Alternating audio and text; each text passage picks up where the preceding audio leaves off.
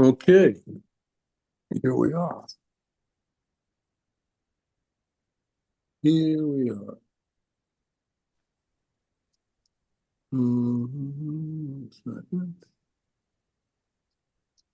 Okay, we are in our second session on Basi Lagani, the original Frierdiker Rebbe's mimer, which short history thereof. This mimer was written and published by the Frierdiker Rebbe on the occasion of the yahrzeit of his grandmother, Rebbetzin Rivka. However, he never did get to deliver this mimer because on that day, Yud Shvat, he passed away. And this mimer, amongst other things, one has to say, has became the legacy, the inheritance of our Rebbe, the Rebbe Menachem Mendel, who every year on Yud Shvat would chazer over, repeat one ois. There are 20 oisias, 20 sections in this mimer. So every 20 years, the Rebbe would begin a new section. This year is the 16th cycle. So this year, the Rebbe would have been learning, and we've been learning and been published the 16th ois, the 16th section. However, I made the decision that we would start this mimer from the beginning. And truthfully, the more that I see this mimer, the more I'm tempted to think that we should just continue it week after week through all 20 Lyceus, because it is such a fundamental mimer. So let me just first let you understand that I will be, because some people haven't been here before, you can always interrupt me with your raising of your hand if I notice, or occasionally I will pause and ask for questions and comments. But the most important thing is that we all understand this, and that ultimately we come to understand this in a way which influences our avodah, our service of Hashem, because that's. Amen. And if you need to put yourself on mute for a background noise, please do. I'm leaving you all unmuted, but put yourself on mute if you need to. So let me just give a little overview. First of all, Basi Lagani Achaisi Kala, the beginning of the world, of the mimer, is a saying, expression in Shira Shira. I came to my garden, or I come to my garden, my sister, my love. Now, I saw something tonight, which I just have to share with you. The magazine, the Chassidus Derher, publishes a little quip on this mimer, and it's called The Boss. Bossy, a little unintended pun. This mimer teaches one how to become the boss over one's consciousness, so that one can direct one's consciousness in the way that Hashem has enabled us to and instructed us to infuse our nature with a conscious awareness of God's presence in order to create a dwelling place for Hashem in the lower world. So that's what this mimer in an encapsulated manner is all about, teaching us how to become aware, number one, and then enabled to bring forth the essential godliness which is within each one of us and bring it to a level of consciousness and action in our everyday life.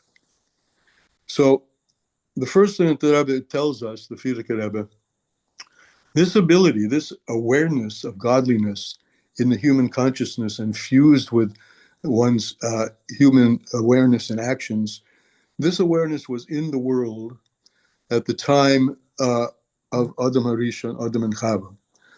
But Hashem also created a certain destiny at that time, that this initial experience of godliness, which was in the world at that time, was meant to become enriched over time through a process which is called the breaking of the vessels and the rectification of the vessels, on the simple psychological fact that overcoming obstacles and seeing through difficulties creates a strength that was not there before. So all of the brokenness that occurred, and the Frierdiker Rebbe outlines that brokenness from the time of the sin, the original sin, through all the wayward and ultimately idealistic generations in the time until through the time of Noah, and then the subsequent initial rectification of this state of brokenness through Avram Avinu. And there are 7 generations from Avram Avinu until Moshe Rabbeinu. And as Chazal tell us, Kol Shavivin Chavivin, all 7s are dear. And the number 7 is important in this mimer because there are 7 levels of reality, a hierarchy of reality, which are echoed in the 7 attributes that a person has, and they're named Chesed, Gevurah, Tiferes, Netzach, Hod, Yesod, and Malchus. Each one of them could be a subject in itself, and to the extent that you have questions on it, I'm happy to entertain them, but at least for the moment, just understand that there is a hierarchical structure to creation in which godliness flows from the more internal to the more external through a process called concealment. God conceals his allness, and in a state of various gradations through these 7 attributes and the 4 worlds, that attribute of he himself and he who is it becomes hidden, concealed, in order that a multiplicity can emerge from this previous state of singularity. And again, if you're not understanding, please do raise your hand and let me know. So we call that, Chassidus calls that the Seder HaHistalshelus, the order of the chain of descent from godliness, from essential godliness, where there is hu levadehu, only he, until there is a very detailed hierarchy of expression of godliness as a result of him concealing his allness until we get to this world, which this world is the lowest of all worlds, in which the concealment is the greatest, and therefore the greatest opportunity exists to break through. Breakthrough is something that's, I wouldn't say reserved for this world, but it's pointed to in the expression of our sages, Hashem's internal deepest desire, his dear, not only desire, his deepest passion, his deepest taiva, delight, is that he should be revealed in this world through the process of what's called avoidus habirurim, the rectification, the fixing of the broken vessels. Rabbi, does that correspond to the 7th day being Shabbos also? Not Yeah. specifically, but in time. So Yeah. the time and spatial differentiations really don't exist. It's only in our perception. Well, no, that's not true. They do exist, but they exist in a certain modality of perception, which is the modality of concealment. In other words, when God conceals his allness, then multiplicity can express itself, and that can be multiplicity in time, right? As you say, Shabbos, different from other days of the week. 7th day, 7th. And in place, which is the descent of the 4 worlds, Atzilus, Bria, Yetzirah, and Asiya. And they're both creations of a Kadosh Baruch Hu, which previously they were undifferentiated, if I may be so bold. Exactly. Very good. And this process of differentiation and devolvement went on from the generation of Adam and became more and more rectified. Adam begins, actually not Adam, if I said Adam, I meant Avraham, from the time of Avram Avinu. It went through 7 generations. Avram begins what's called the 2,000 years of Torah. Torah was meant to rectify the world. Now, of course, it didn't come into the world until the end, in the state of actually being given. Matan Torah, the giving of the Torah, is through the last of the 7 shepherds, which is Moshe Rabbeinu.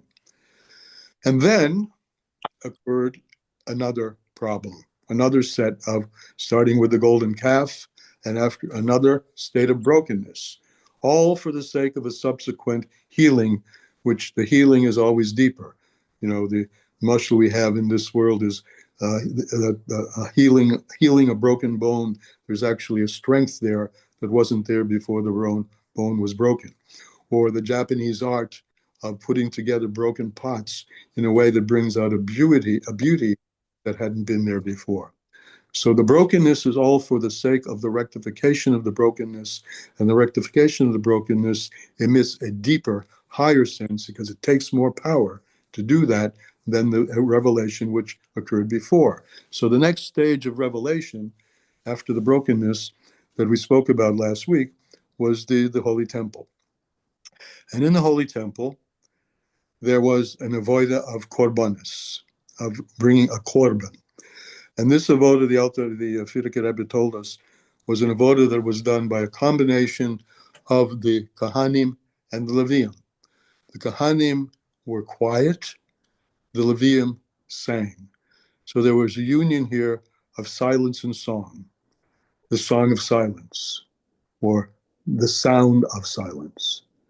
And there was both sound and silence, and that those two opposites themselves are example of a rectification, bringing two opposites together in a harmony. Kohan silent, Levium with a song, and the avoided was the korban, and the korban will become a very big part of this mimer, because it says, and we quoted this last time from Shmos, Hashem's commandment to build a temple. Make for me a holy temple. V'shchanti b'seichon, and my divine presence will be within it. And Chazal point out to us, our sages point out to us, it doesn't say b'seichoi, within it. It says b'seichom, within, plural. And this becomes really the cornerstone of the mimer.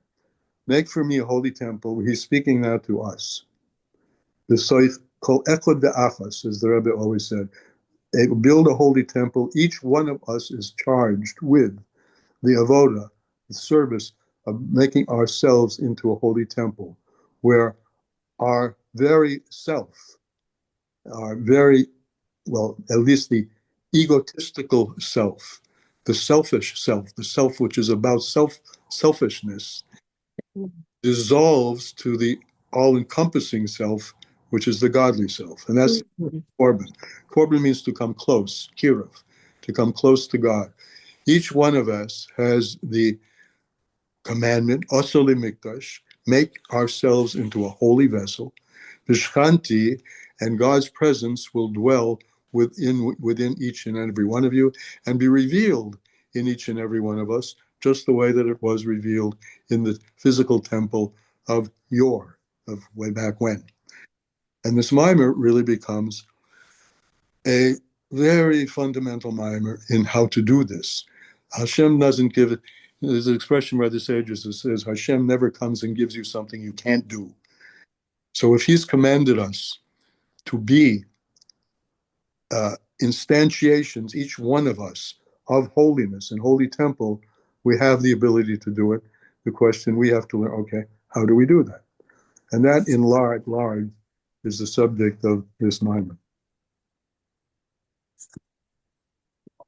So if there are no... Rabbi, I just can't help. You mentioned tikkun, and I'm wondering if, I don't know much about tikkun olam, but I heard about the non-religious movements that talked about tikkun olam. But the process of tikkun brings us to a higher level when something is broken, as you mentioned with Japanese.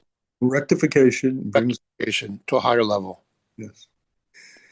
So there was a revelation at the beginning, Adam and Chava. There was another revelation, which was higher, the time of the temple, because it came through brokenness. And there's the revelation, which Yemosa Mashiach, which is the next revelation, which will be, God willing, speedily now in our days at an even deeper level, a deeper rectification. So we're starting here now at the top of page 112, which in your text is the second column, the second page. The top of the page, it begins with Kiyadua HaHefresh. So I'm giving anybody time who wants to find the place, to find the place. you have trouble with it, let me know. It's the top of the page. And after the period, we're going to start now. For those who are new, I'm going to read, I'm going to interject, explain, and leave plenty of opportunity for you to bring in, as Jonathan has so nicely given an example of, intervene with your own observations. I think the poster says it's a conversation, because the only way that I've been able to grasp Chassidus is the Chavarusa style. You learn in a group and you talk it over. So to the extent that we can do this via Zoom, we'll do it. So I'm starting now at the top of the page. You can see if it's written, Kol hanikri b'shmi l'chvadi b'rosav yitzartov. It's written, the sages have said, that's actually written in his holy writings. Anyone who calls on my name and my glory, please mute yourself. Please mute yourself. Please mute yourself. Thank you, please. You can see if it's written, Kol hanikra b'shmi l'vodi b'rosav yitzartov. Everything has been created in my, has been called out. Kol hanikra b'shmi, my name, and my glory, I've created them. That's b'rosav. Yitzartov, I have formed them. Af osisov. So for those of you in the know, you're seeing here, likavoidi, my glory. B'rosav is the world of Bria, which is the second order of creation. Yitzart, the second level in creation. Yitzartov is the world of Yetzirah, and Asiya is the world that we live in. There are four worlds. There are a really infinite number of worlds, but Chassidus focuses on four. Atzilus, the emanated worlds. They're called emanated because they are so close to the unity and to the awareness of the unity of Hashem that they, at the same time that they're worlds, they also have not lost the sense, the not just the sense, but the ever present awareness of godliness and God Himself. That's the world of Atzilus. Now, as I mentioned earlier, through concealment, that sense of the allness of God recedes into the world of Bria, where it's less, where the presence of allness is less obvious, and then Yetzirah, and then our world, the world of Asiya, of which this physical space is the lowest part of the world of Asiya, in which godliness is not something that one can see with one's eyes. Whereas in the higher worlds, particularly in Atzilus, though the eyes are not physical, the eyes are spiritual, one can see and feel and experience godliness openly. It's like it's transparent. Here it becomes first translucent, and then it becomes more open, because those are decent words for describing the Tzimtzum. So there are four levels. As the Frierdiker Rebbe now says in the second line, Shehem Dalet Oilamis Abiyah. These are the four worlds, Atzilus, Bir, Yetzirah, and Asiya. So, Bezeha Or Einu Kamesha Hubi Atzilus. So the quality of these worlds is different. That the light that's in one world is not, in the lower worlds, is not like the light or the awareness or the sense of presence of godliness that exists in Atzilus.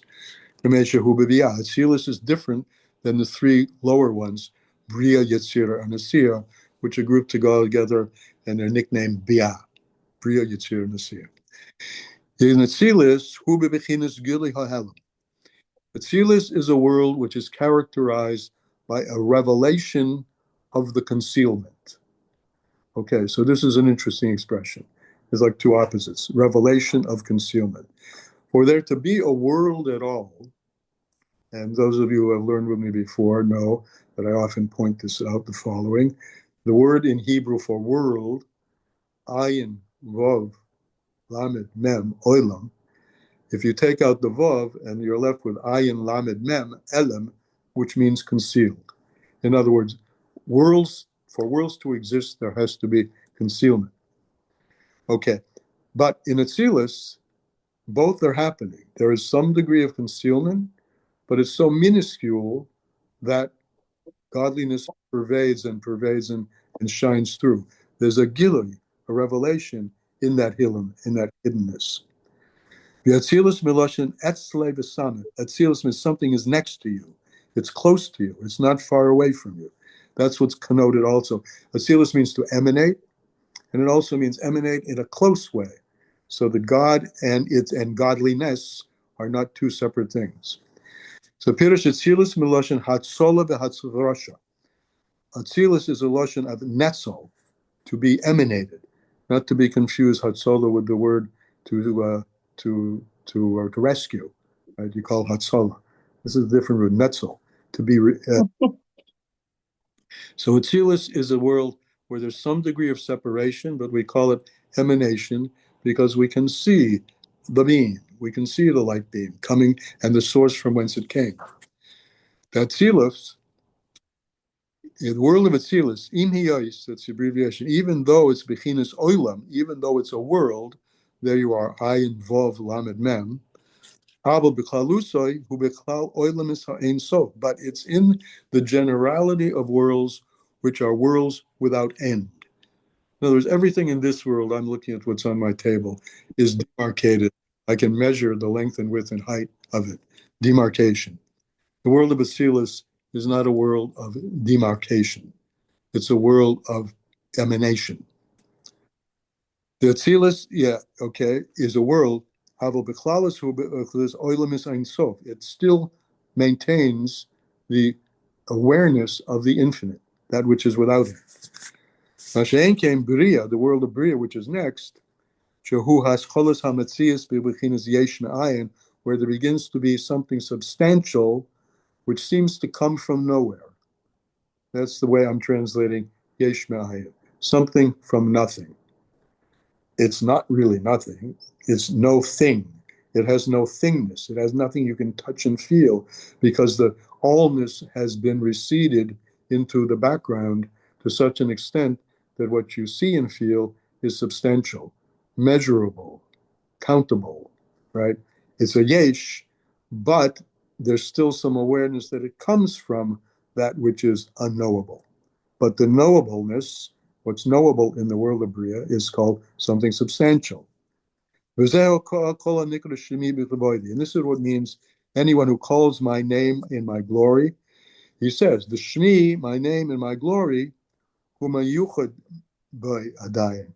name and my glory is the covet. The covet is the all-encompassingness. My name is the expression. Just aside, one thing to keep in mind in general about learning Hasidus, or when you learn Hasidus, and I say this many times, we are created in God's image.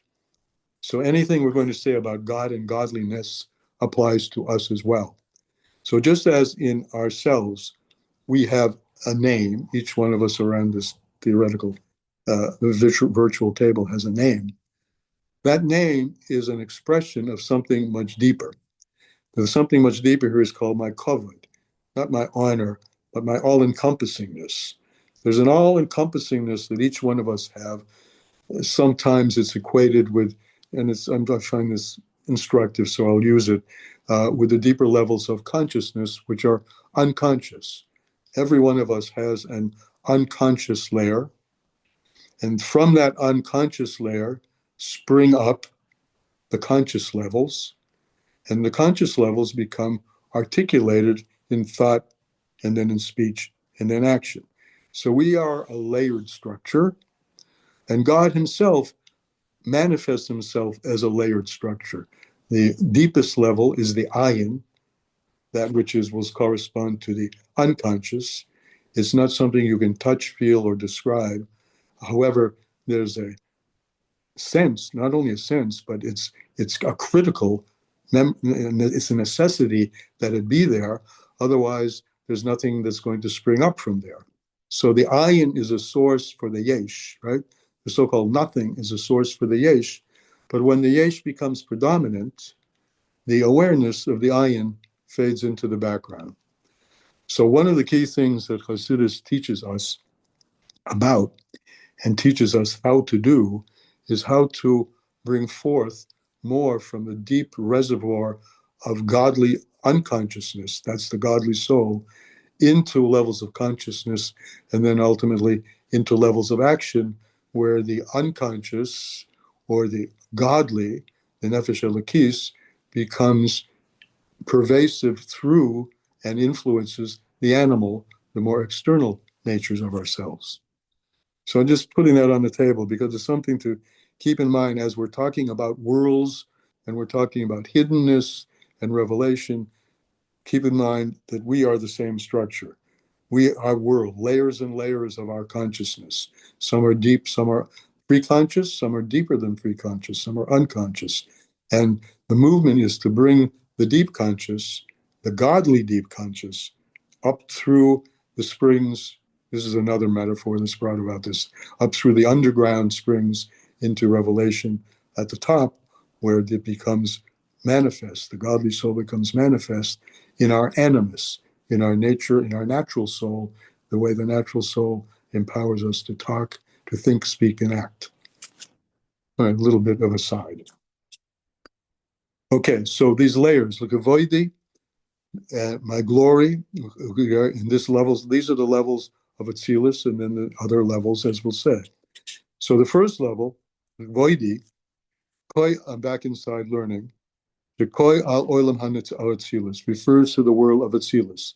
Again, the world of emanation, where awareness of the emanations of God and there are godly is predominant, is predominant and front and center. Shehu Olam Hayichud Behiskalus, and that's why it's called, if Frierdiker Rebbe give it a name, Olam Atzilus is a world of unity and inter-inclusion.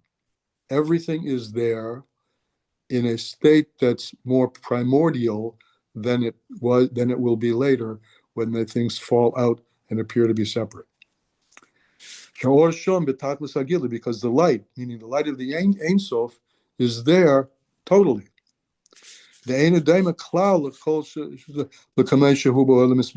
not comparable at all to the, and I'm inserting, to the sense of separation that there is in the lower worlds of Bir, Yitzir, and Asiya.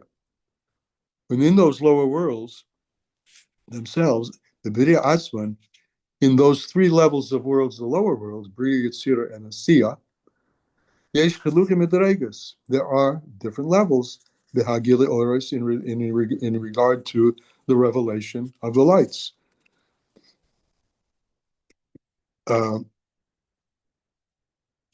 Interesting.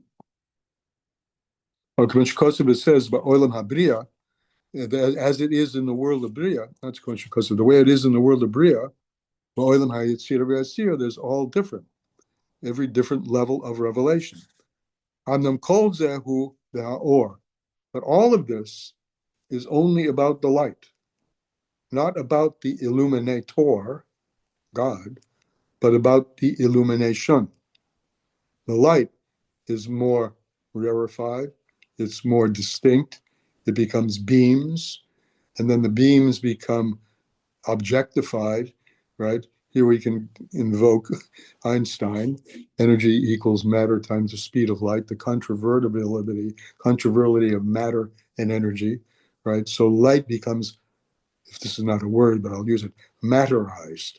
Light becomes materialized, right? So all this is in the light. That's the light which enlivens worlds. Worlds have some substantiality to them as the light becomes more divided, subdivided, and becomes more an agent which reveals itself as a source of matter rather than something that's united with its original source where there is no matter. And this gives rise to worlds. Rabbi Matt, but one very quick thing. It's interesting when you point that out, but analytically, if you separate it, in the energy becoming mass, or the world's deriving from energy, there were portals that were built into the universe. And we go back to my early years, which is also your early years, black holes and neutron stars. There were portals in the universe where mass was condensed and it came out the other side of a neutron star or a black hole as energy. All right, no, so we're dismissing the fact that there are certain gateways that were established in the universe for that conversion from energy to mass. Now, I guess I'm very happy you mentioned that because I don't want to dismiss them.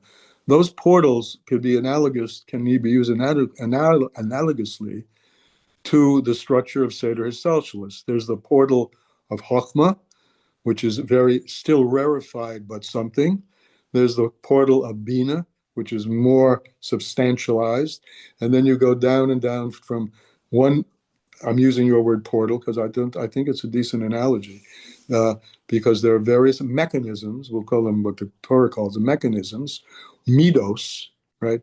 Measured areas in which the light comes through, and the light takes on different qualities. It now becomes chesed, and then gevura, etc., etc. So the light does become through portals, gateways, whatever you want to call them, and the language of that in Chassidus is Chabad and the seven midos. So kol zehu be'or. So the light becomes in the Ivan's worlds. Bebechinis mamale kol almin. The line begins with mamale kol almin. This is how the light fills all worlds. Another mashal for the various portals is the menorah. We speak about this in the beautiful memorial on Hanukkah. Each branch of the menorah is a different quality of light. Aval beha'or shehu lamayla misyashvus ela olamis. Oh no, mishayich, excuse me. But the light which is deeper than having anything to do with worlds. Now be careful here. That doesn't mean it's not here. It's here, but it's not manifest, right? That's the light which is in the language of Chassidus called encompassing. So very briefly, what we've done here, the Friedrich Rebbe has introduced us to two concepts which are pervasive throughout all of Chassidus, understanding them in a way that we can apply them. Mamali kol almin, I mean, my hand is going like this, the hierarchy of portals, so to speak, the hierarchy of vehicles for the light to come through. That's called how he fills all worlds. And encompassing all of that, all the time, is the or which is called soiviv kol. My hand's going around like this. If the hierarchy is vertical, chochma, bina, das, chesed, gevura, teferes, right, a vertical structure. So encompassing that whole structure is the all-encompassing light. Now, this whole structure, I said, keep in mind, this is the structure of us as well. This structure, this vertical structure with this all-encompassing light, at root is called Odom Ha'elyon, the supernal man. The initial diffusion or the initial bringing forth of a structure which will be structural and at the same time always encompassed by and permeated through and through with the light that you can't see and you can't touch, which is the Or HaSoivev. And this is the way everything is built, and it's particularly the way we are built. So here we're talking about it in worlds, and the same thing is true in Odom, in a person, in a human. Hu is Or HaSoivev Kol Almi. There is the there's the differentiated light and the all-encompassing light. Which literally encompasses everything. But as the Alter Rebbe tells us very clearly in Tanya, don't get deluded, or don't get. You could get sidetracked. You could get a wrong understanding here. The fact that it's surrounding does not mean that it's not permeating. It's permeating. It's drenching everything. But what the word surrounding means, it's not something that you can touch and feel and put your finger on. In that sense, it's encompassing. But it's drenching and permeating everything. Without the Or HaSoivev, nothing would exist. But only with the Or HaSoivev, only thingness, differentiation, would not exist. I know this is rather intellectual, but you're going to see as we go through this mimer how he brings it down very, very simple words. Can you translate Or Tzove? I asked last Hasidic class the translation. Translate the word Or HaSoivev? Is that what you're asking? Yes, both words, the Or Tzove. What is The he? Or HaSoivev, the light is the Or, the all-encompassing light, which I'm adding, which penetrates everything, but is not differentiable. You can't touch it, you can't feel it. But it's the underlying substructure of everything. It's He Himself. It's God Himself. And to that we apply the expression "Ein od milvado." There is nothing besides Him. What Thank do you. you mean besides Him? There's everything. We just talked about four worlds. Omnipresence is what you're saying, I think, Rabbi, if I translate it. Good, that's good. His omnipresence is omnipresent. His all in presence, his all encompassingness is always there. However, it's not something you can touch and feel. But if it weren't there, there would be nothing. If you want a little bit more language, he's going to talk about it. This is a light which he describes. What does it mean? It's makif. It encompasses everything equally. And that's what it means that God is present bekulhu olmin, in all the worlds, meaning in all the concealments, God Himself is there. Ein od milvado, there is nothing besides Him. Is that Havaya? Shem Havaya. It's often equated with Shem Havaya, yes. So are you describing like Elohim and as in the Makif, and then not in the Makif, in the Memale, and the Havaya is more the Sovev, and they all, and as the matter comes into being, Elohim is more making the matter happen and visualized through Havaya, with Havaya.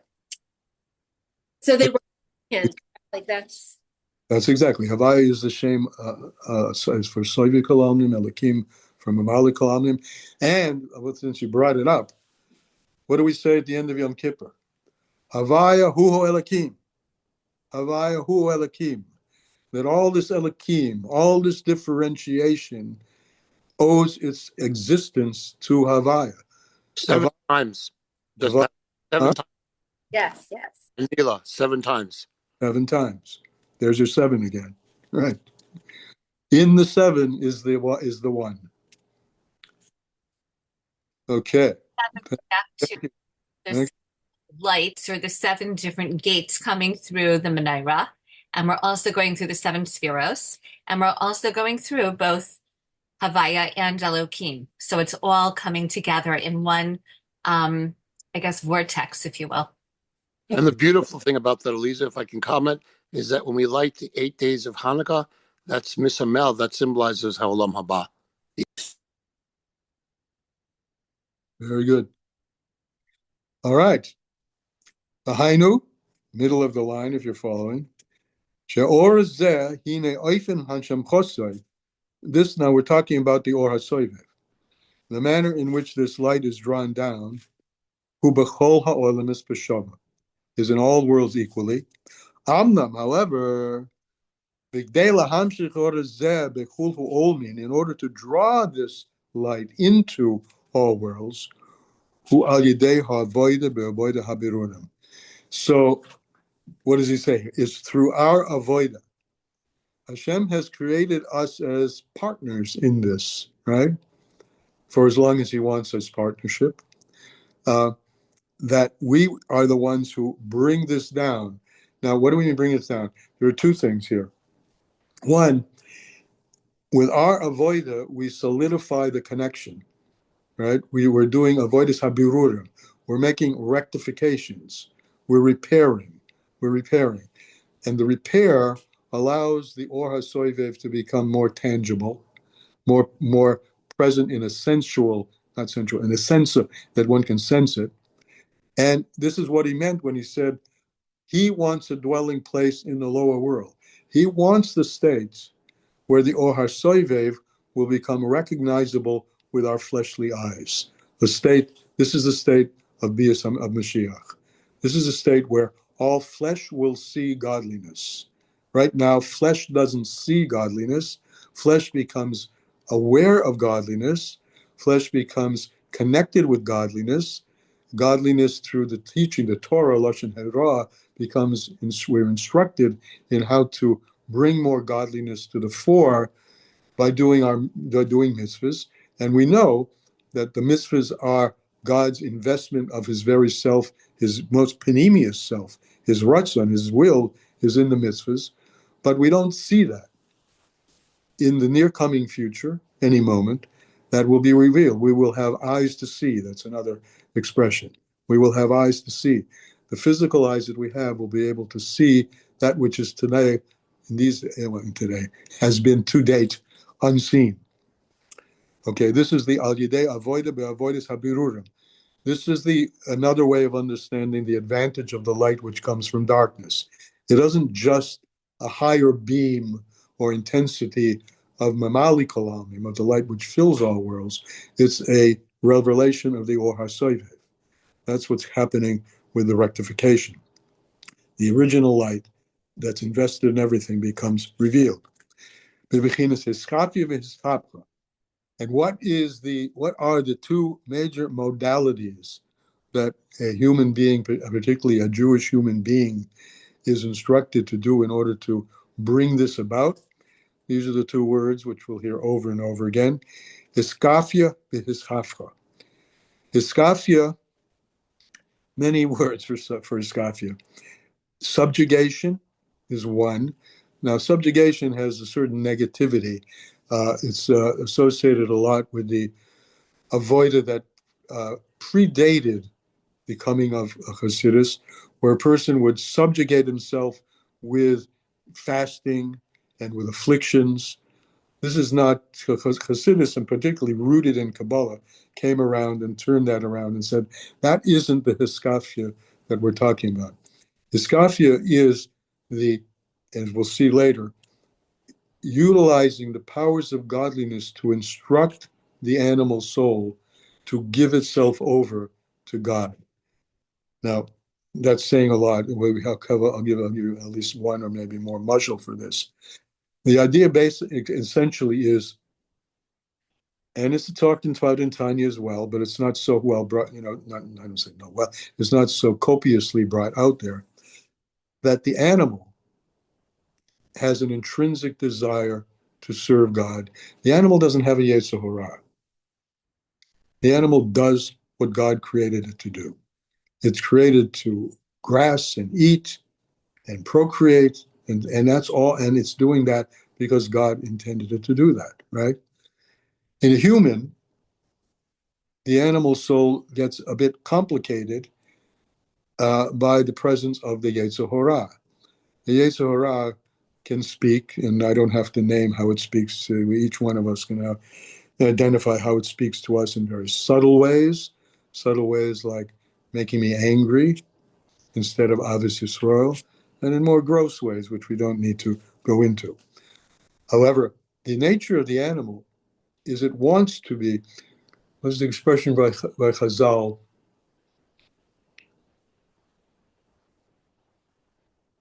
More than the calf wants to suck, the mother wants to be sucked. The animal wants its intrinsic nourishment, which we'll translate here as its godliness, to be sucked out and joined with itself. So the animal, many mashalim for this, the horse, the wild horse, being trained by a rider, and I've mentioned this many times before, the famous, well, I don't know how famous it is, it's famous by me, because I cite it all the time, the metaphor of the Mittler Rebbe, that a horse can take a man to a place that the man can't get to on its own. In other words, if the animal is harnessed and if the animal is trained, its natural strength and energies become vehicles for actually lifting the godly soul, that's the Odom, to a place that the godly soul can't get to on its own. So the first step is hiskafia, training. That's a more functionally descriptive and less negative hiskafia, training oneself. It's subjugation, yes, it's subjugating the animal to not pay attention to and subjugating the yetzer hara so that the godly soul can speak to the animal soul. And then hiskafia is a nice word, everyone likes this word. This is transformation. So it starts with subjugation. We have something in us which in a human being draws us to a negative expression of the animal soul, overeating, not eating what you should eat, right? Eating for pleasure only, and not for God with an eye to eating what in order to have strength to serve God, right? So these are examples of hiskafia, that a person puts that voice aside and listens to another voice. And that eventually leads to, through training the animal soul and converting the animal to be a vehicle for lifting the man to a higher place. I understand that was a long digression, but it's important to understand these words, hiskafia v'hischapcha. Because if you just take it plainly, subjugate yourself, it's not getting the positivity that's inherent in the word. So basically, you're saying is to harness in a direction that will lead you to ruchnias, to harness the animal soul. For instance, if we're on the back of a steer or ox, we can do much more and pull much more weight than if by our koach by itself. Exactly. Beautiful. And this is what it says, that when a person does this, what you just said, the word, the end of it is when you do that, there goes out a flash of light from the whole levels of holiness of Hashem in all the worlds. This is important, and it can be very useful in avoda, that when a person, maybe it gets a little onerous on the person to not listen to the Sitra Achar, or the temptations are very big, know that Kadiskafia Sitra Achar, we'll say it.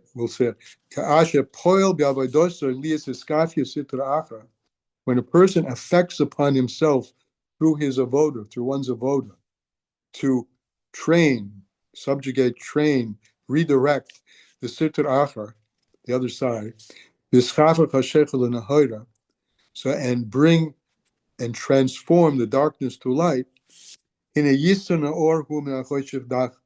So there's an advantage to that light that comes from transformation and from overcoming and rebuilding and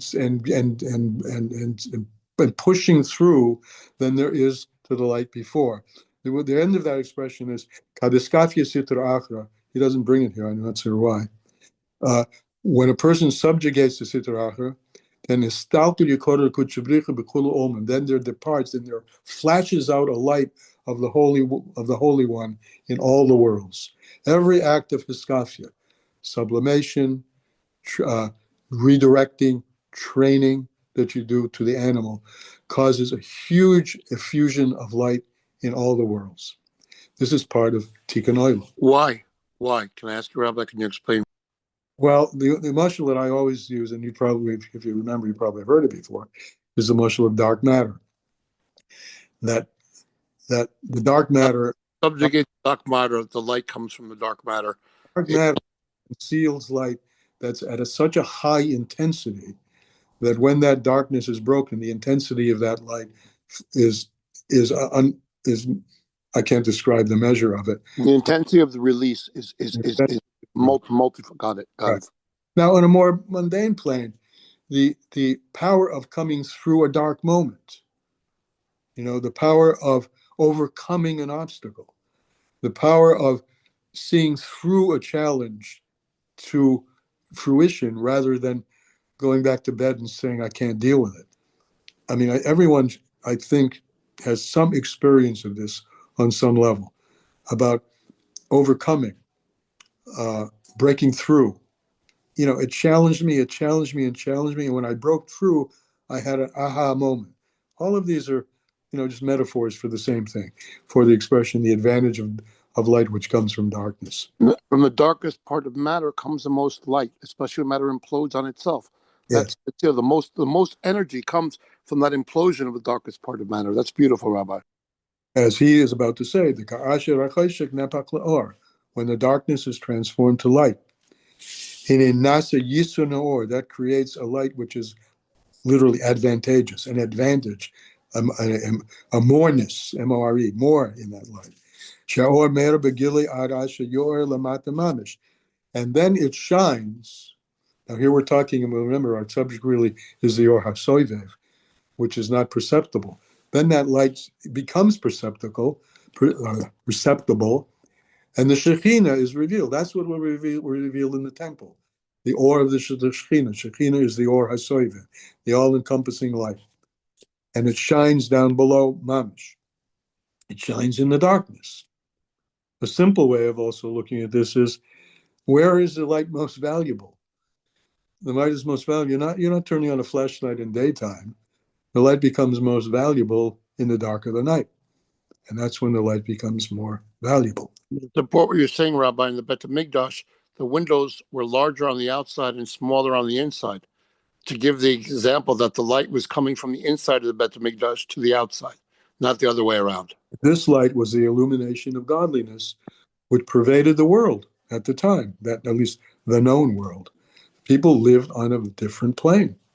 It says about in the Sholosh Regolim, the three Regolim, that we came up to Yerushalayim to see and to be seen. And it's to see something, which is the awareness of that kind of light was inside the Beis HaMikdash. And that, if not more, is the light that will shine to everyone in the entire world in comes Bias HaMashiach. I heard that about the windows in the Bet HaMikdash. Is that correct? I heard it was the opposite. It was to let the As you said, out. The world was flooded with the light that originated inside the Beis HaMikdash. So it shone outward. It wasn't to bring light inward. It was designed small inside, wide outside, so that the wide light the Or HaSoivev, which was revealed on the inside, the Shekhinah, would shine out to the worlds. And it did. People saw. You came up to Yerushalayim, not only to be seen, but to see. You saw it. The Eretz HaKodesh had tangible Kedusha. Tangible. Should be again in our days and even deeper. Amen. So this is called the advantage of the light which comes from darkness. The Or HaSoivev we're talking about, came in a revealed way until it was revealed down in the lowest of levels. That the light was shown down in such a manner that the manner of its being drawn out was in all worlds equal. And that's the Or HaSoivev, which is in all worlds equal, but it's concealed. And this is what the Zohar says. Zohar says, when one subjugates the Sitra Achar, or we'll use your language in our trains, redirects the energy that's in the other side, that's Sitra Achad, that wants to attach the energy to negativity. But when one doesn't let it attach to negativity, and on the contrary, uses that animal power to engage in mitzvahs with all the godly power that you have inside you, then and then the glory, the splendor, the Or HaSoivev of HaKadosh Baruch Hu, the Holy One, that light is called holy. It's separate. It's a different kind of a light that illuminates all the worlds. Or HaSoivev Kol Almim, the light which we've been calling the light which encompasses all worlds, enlightens all the worlds, becomes visible and equally visible in all the worlds. And as so, it also will radiate down here below, as it explained above. And now we come back to the root of all this, which was in this particular ois. Also, right? Make for me, right? Now, for me, we're emphasizing the me, the Or HaSoivev, the Havaya, as somebody said earlier, the Havaya. That is what's going to be illuminating in all the worlds. Also, mikdash v'shechanti b'seicha. Make for me, make a revelation of me, myself, and I. God says, my greatest holiness, and my Shekhinah will dwell amongst you. And it says b'seichom. It doesn't say within it, the holy temple. It says within them, the teich kol echad ve'echad, through each and every single Jewish person, al yidei avodah v'chinas eskafi v'eskatra, through the avodah of subjugation or training, habituation, and transformation of darkness into light. And in Nasa al Yedezeh, through this that we do this avoida, or we create an advantage, the visibility of the light from the deepest light of Hashem. As the Zohar says, that causes what's called the blasting forth. Histalik means stalkus is like ascending upward, like the Hilula of the Rashbi. We say Lag Boimer. His soul has an elevation, and when the soul gets up, it is a histalkus. It's called the histalkus of a tzaddik. We don't call it the passing of the patira of a tzaddik. We call it the histalkus. Histalkus is a rising up and a broadening out and a burst forth of illumination in all the worlds. Where the Or HaSoive, the all-encompassing light, is revealed. We'll now say the Kitzer. The Frierdiker Rebbe sums up what he just told us tonight. We started with way back when the root of the Shekhinah, the divine presence, was in the lower world. That was Gan Eden. Remember, this mimer is called Basi Lagani. Come to my garden, right? We all have to get ourselves back to the garden. But it's not just going to be the garden the way it was. It's going to be a garden that's a much higher garden. As the pasuk says, Basi Lagani Laganuni. Laganuni. I didn't mention this, as we did, he explained this the last time. Why doesn't it say, why it said Lagani and says Laganuni? Laganuni is a special place in the garden. It's numerous understandings, but two of them that come to mind that I've heard, that I've learned. One is the wedding canopy. There's this wonderful garden, right? Godliness is revealed everywhere in it, including the Or HaSoivev. But still, there are infinite levels in godliness. We won't call them levels. There are infinite illumination, qualities of illumination. And the garden, as beautiful as it is, I actually have in mind the wedding that I went to a few years ago in the garden, where in the center of the garden was this place, a trellis and a canopy where the Chassan and Kala stood. That's Laganuni. That's the central place of the garden, the wedding canopy, or it's sometimes called like the center garden within the garden. So this is the future which is fast coming through our avodas Hashem. Let's say the Kitzer. Way back when, at the beginning of time, the Shekhinah was down below in Gan Eden. Yivar, and it was explained, the whole purpose of God creating the world is that he should have a dwelling place in the lower worlds. So we've answered the question which we had. If that's so, why didn't he just leave it that way? Because he's after something even deeper, Liganuni. He's after something even deeper than the expression that was there initially. So he created opportunities for this darkness, right? To conceal and compress this light in a manner so that when the darkness is broken from that, is another way of understanding this. A useful way of understanding it, from the fact that it's being compressed, something under pressure, when you release that, it bursts forth. And that comes through our avoid, through training. I said the real is subjugation, subjugating the animal to bring forth its natural godly capabilities, to elevate the person to a place that the godly soul couldn't go on its own, as I said earlier. And hiskapin, transformation, which is drawing down this all-encompassing light, which is in everything and expressive of God's essence, but it's not expressed, it's concealed in everything, to bring that forth.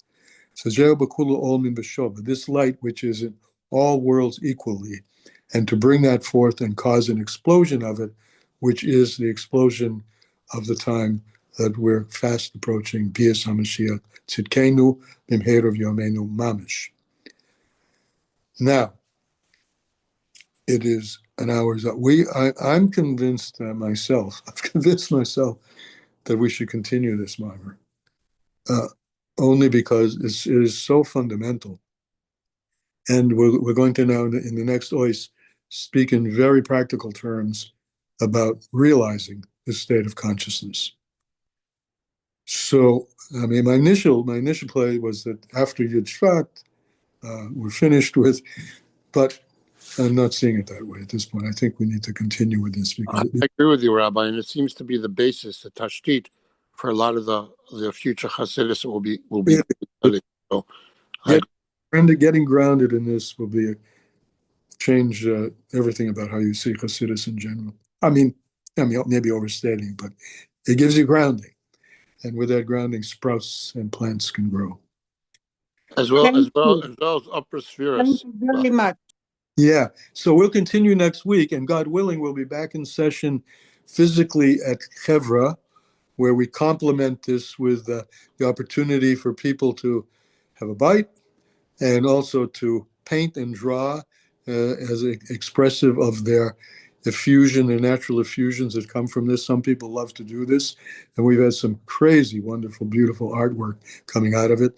And God willing, we'll put that back together. We'll be at K and on Zoom for those who can't make it. Meanwhile, let's all have a hugely meaningful Yud Shvat. 2 days from Amen. Thank you so much. Thank you. Same bat time, same bat station, right, Rabbi? same bad Thank day. you. Take care, guys. Be well. Thank you very much, Avi. You got it. Bye-bye.